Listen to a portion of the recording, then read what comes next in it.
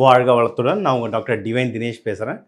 நம்ம பிப்ரவரி மாதத்தோடைய ராசி பலன்கள் இப்போ பார்ப்போம். சரி, இந்த மாதம் முதல்ல சூப்பரான மாதங்க. ஏன்னா முதல் தேதியே நம்மளுக்கு வந்து தைப்பூசத்தோடு ஆரம்பிக்குது. 15 வந்து மகா சிவராத்திரி வருது. ஸோ இந்த பிப்ரவரி மாதம் வந்து ரொம்ப புனிதமான மாதம். இந்த மாதத்தில் நம்மளுக்கு குரு பகவானும் நல்ல நிலையில் இருக்கார். சனி பகவான் உங்களுக்கு ஏற்கனவே தெரியும் மீனத்தில் இருக்கார்.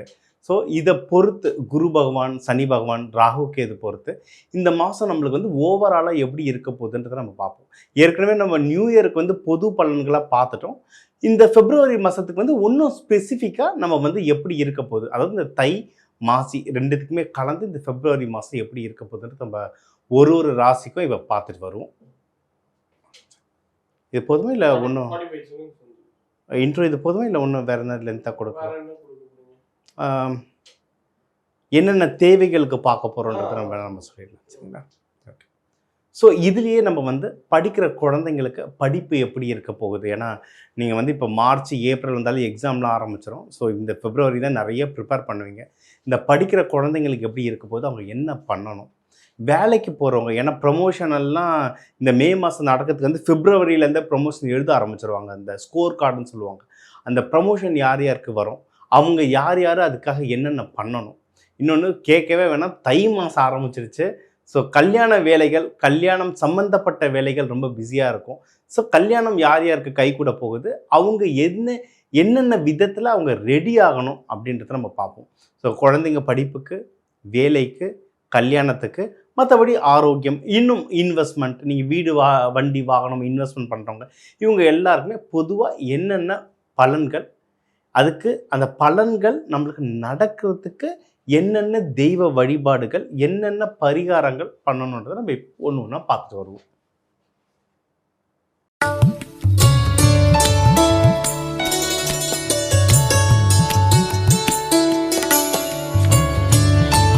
சிம்ம ராசி. சிம்ம ராசிக்கு வந்து இன்வெஸ்ட்மெண்ட்டுக்கு வந்து ரொம்ப நல்லா இருக்கு டைம். என்ன சார் சொல்கிறீங்க, கையில் காசே நிற்க மாட்டேங்குது, எங்கே போனாலும் பஞ்சாயத்து ஆகுது, கடன் அதாவது கடனில் மாட்டினவங்க சிம்ம ராசினா தவிச்சுக்கிட்டு இருப்பீங்க. இந்த நேரத்தில் நான் இன்வெஸ்ட்மெண்ட் பண்ணால் நல்லதுன்னு சொல்கிறீங்களேன்னா, ஆமாம், மற்ற சில விஷயங்களில் கஷ்டப்பட்டாலும் நீங்கள் வந்து இன்வெஸ்ட்மெண்ட் பண்ணுறதுக்கு ரொம்ப நல்ல டைம். கொஞ்சம் காசு இருந்தாலும் என்ன காசு இருக்கோ அதில் சின்னதாக இன்வெஸ்ட்மெண்ட் பண்ண ட்ரை பண்ணுங்கள். நீங்கள் ₹1 போட்டிங்கன்னா அது ₹2 மாறுறதுக்கு நிறைய வாய்ப்புகள் இருக்குது. அதனால் அதை ட்ரை பண்ணுங்கள். நீங்கள் குடும்பத்தோட குலதெய்வம் கோவில் போயிட்டு வாங்க, அது ரொம்ப ரொம்ப நல்லது. அதுவும் நீங்கள் குலதெய்வம் கோவில் போயிட்டு வந்தீங்கன்னா அங்கே வந்து நெய் தீபமாக போட்டு வர உங்களுக்கு வந்து ரொம்ப நல்ல வாழ்க்கையில் முன்னேறதுக்கு நிறைய வாய்ப்புகள் இருக்குது. நீங்கள் வந்து முக்கியமாக வண்டியில் போகிறவங்களாம் ரொம்ப ஜாக்கிரதையாக இருங்க. ஏன்னா இது நான் போனதுலேயே சொல்ல வேண்டான்னு பார்த்தேன், ஏன்னா அப்புறம் எல்லாம் பயப்பட ஆரம்பிச்சிருங்கன்ட்டு. ஆனால் நீங்கள் பார்த்தீங்கன்னா இப்போ ஒரு சிம்ம ராசி பார்த்தேன், அவங்களுக்கு ரீசெண்டாக ஆக்சிடெண்ட் ஆகிருந்தது. ஏன்னா உங்களுக்கு வந்து இப்போ மகரத்தில் வந்து உங்களுக்கு வந்து சூரியன் செவ்வாயெல்லாம் இணைஞ்சிருக்கு. இதெல்லாம் கொஞ்சம் ஜாகிரதையாக இருக்கணும். நீங்கள் வண்டியில் போகும்போதெல்லாம் ரொம்ப ஜாகிரதையாக, பொறுமையாக, கவனமாக போங்க. நேரங்கட்ட நேரத்தில் போகாதீங்க. ராத்திரி 12 மணி, 1 மணி, வெடிகாலில் 3 மணி, 4 மணி, அந்த வெளியூர் போகிறவங்க நேரங்கட்ட நேரத்தில் போகாதீங்க. வண்டி வாகனமில் ரொம்ப ஜாகிரதையாக இருங்க. ஹெல்த் விஷயத்தில் ரொம்ப ஜாகிரதையாக இருங்க. இதில் இருந்தீங்கன்னாவே உங்களுக்கு லைஃப்பில் வந்து ஒரு பெரிய ட்ரபிள் ஏதோ வராமல் இருக்கும். அதே மாதிரி காசு விஷயம், யாருக்கு கொடுக்குறீங்க, யார்கிட்ட வாங்குறீங்க, முக்கியமாக கடன் வாங்கிடாதீங்க. கடன் வாங்கினீங்கன்னா எழுந்து வர்றதுக்கு ரொம்ப கஷ்டமாக இருக்கும். என்ன கையில் காசு இருக்கோ, ஏன்னா சிம்ம ராசியை வந்து சிங்கம்னுவாங்க. ஆனால் அந்த சிங்கத்தை ஈஸியாக ஏமாற்றிடலாம். நீங்கள் ஒன்றும் இல்லை, நீ தான் சிங்கம், நீ தான் ராஜா, நீ பெரிய ஆள் ராஜா, நீங்கள் எல்லாம் பண்ணுங்கன்னா இந்த ராஜாங்க தங்கத்திலே தேங்காவை உருட்டி விடுவாங்களாம். புலவர்களுக்கு தங்கத்திலே தேங்காய் அனுப்பிடுவாங்க. அந்த மாதிரி தான் சிம்மராசி. இப்போவும் நீங்கள் அவங்கள ஐஸ் வைக்கிற மாதிரி பேசிட்டீங்கன்னா அவங்க இருக்கிறத கடன் வாங்கியாவது உங்களுக்கு கொடுப்பாங்க, அந்த கெத்தை மெயின்டைன் பண்ணுறதுக்கு.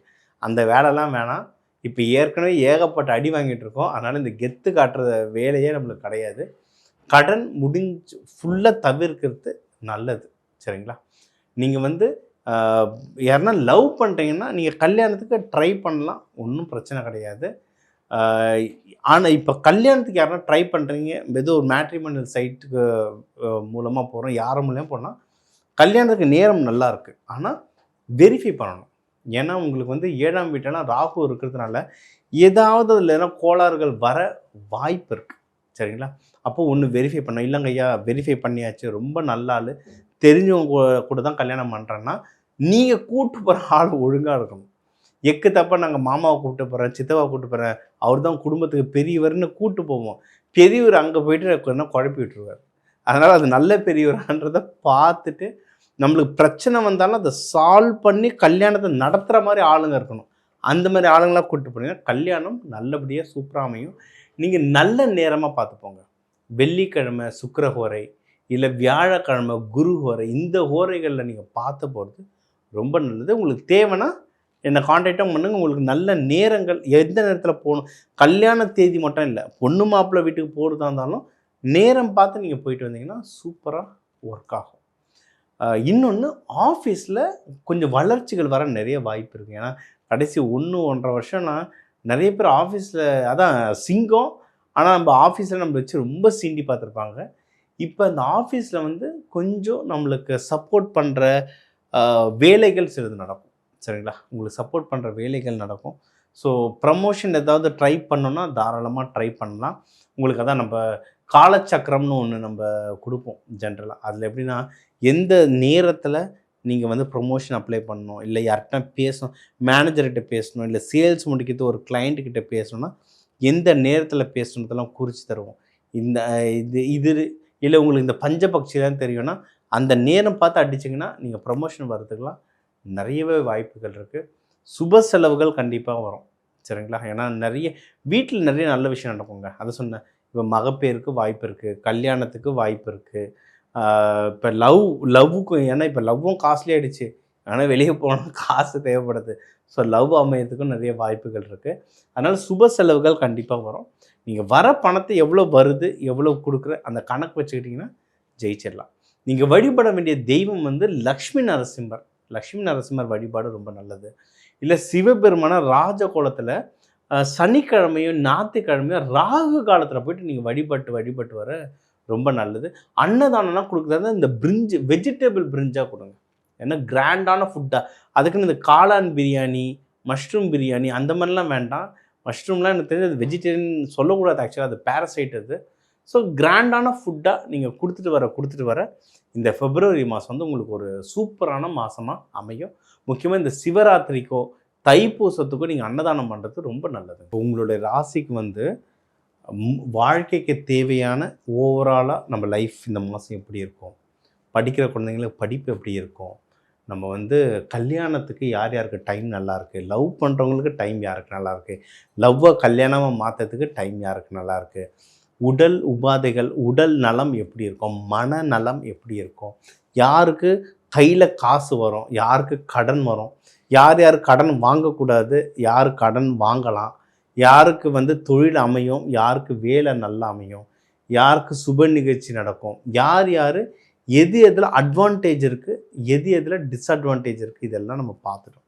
நம்ம இது சொன்னது எல்லாமே ஒரு பொதுவான பலன்கள். ஏன்னா தமிழ் மக்கள்னு எடுத்தால ஒரு ராசிக்கும் 1 கோடி பேர் இருக்கும். அதனால் எல்லாருக்கும் பொதுவான பலன்களாக சொல்லியிருக்கோம். உங்கள் தனிப்பட்ட ஜாதகத்துக்கு வேணும்னா தனியாக கால் பண்ணுங்கள், உங்கள் ஜாதகத்தை அனுப்புங்க. அதை நம்ம தனிப்பட்ட ஜாதகம் சொல்லும்போது அது இன்னும் அக்யூரேட்டாக உங்களுக்கு போய் சேரும். முக்கியமான நிகழ்வுகள் இந்த பிப்ரவரி மாதம் 2 ஃபங்க்ஷன் ரொம்ப முக்கியம். தைப்பூசம் 1ஆம் தேதியே வந்துடுது, 15ஆம் தேதி நமக்கு வந்து சிவராத்திரி வருது. இந்த 2 நாட்கள்லையும் நல்ல விரதம் இருந்து சாமியை, உங்களுக்கு வந்து எந்த சாமின்னு சொல்லியிருப்போம், எந்த மாதிரி அன்னதானம் பண்ணால் நல்லது, எந்த மாதிரி கலர் துணிகள் உடுத்தினா நல்லதுலாம் சொல்லியிருக்கோம். அதுக்கு ஏற்ற மாதிரி அந்த கலர் துணியோ அந்த உணவு அன்னதானங்களோ இந்த 2 நாளில் நீங்கள் பண்ணிட்டு வர ரொம்ப நல்லாயிருக்கும். இதுக்கான விரத முறைகள்லாம் ஒரு இன்டர்வியூவாகவே நம்ம சேனலில் இப்போ கொடுப்போம். அதையும் ஃபாலோ பண்ணிட்டு வாங்க. இந்த பிப்ரவரி மாதம் உங்களுக்கு வந்து ஒரு சூப்பர் மாதமாக அமையும். உடனே எனக்கு இது நடக்கிற அது நடக்கணும்னா டக்குன்னு அவசரப்பட்டு கமெண்ட் போடக்கூடாது. சரிங்களா? நீங்கள் இது நடக்க போகிறது தான் சொல்லியிருக்கோம். ஸோ வாட்ச் பண்ணிவிட்டு எப்படி இருக்குது பேட்டர்ன்றதை பார்த்துட்டு செய்யுங்க. தனிப்பட்ட ஜாதகத்தை கன்சல்ட் பண்ணுங்கள். அப்போ தான் அக்யூரசி இன்னும் ஜாஸ்தியாக இருக்கும். இந்த பிப்ரவரி மாதம் உங்கள் எல்லாருக்கும் எல்லாம் நல்லதும் நடக்க எல்லாம் இறைவனை வேண்டிக்கிறேன். நான் உங்கள் டாக்டர் டிவைன் தினேஷ். எல்லாரையும் மீண்டும் சந்திப்போம். வாழ்க வளமுடன்.